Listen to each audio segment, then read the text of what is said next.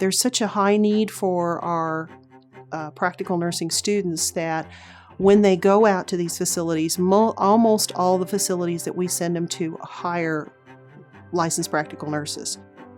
My name is Beckey Harry, and I am the Franklin Tech Practical Nursing Program Coordinator. We're technically a clock hour program, so that means that from the 1st of August to the end of May, they're in school. During that period of time, in the fall or in the first half of their program, they're in the classroom Monday through Thursday.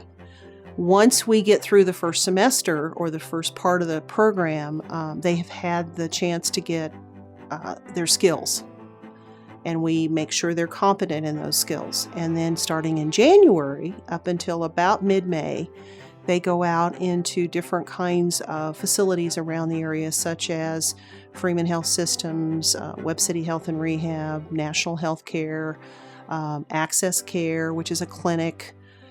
We also work with the Joplin R8 School District. They can go out and work with the school nurses, and they'll do that 2 days a week during the second half of the program in order to test their skills and get out there and see what's available for them once they've graduated. And a lot of times they have job interviews and jobs by the time they graduate because the facilities have had a chance to see what they can do. And many times, especially by the time April gets here, they'll start interviewing them and actually giving them jobs before they even graduate. So almost probably 99% of our people have a job by the time they graduate. And if they don't, they have one within the first couple of weeks after they graduate. A lot of our students have to work. And so we highly encourage them to work as few hours as they can and still survive. But most of them work Friday, Saturday, and Sunday. And so I tell them they've still got to have time for studying. And that's probably the hardest part for a lot of our folks is they've already got families, they've already established a life, with a house and a car and all that stuff. And they have to maintain all that and then go to school at the same time, full time. And it's challenging for a lot of our students.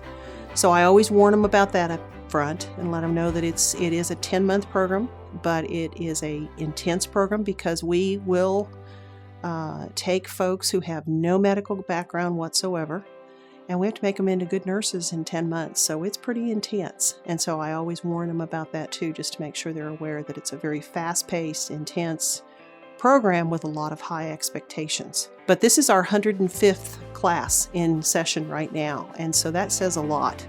When you have 105 classes of students on the average of 30 students a class graduating every single year, we've been around a long time and our reputation is very much appreciated in the community.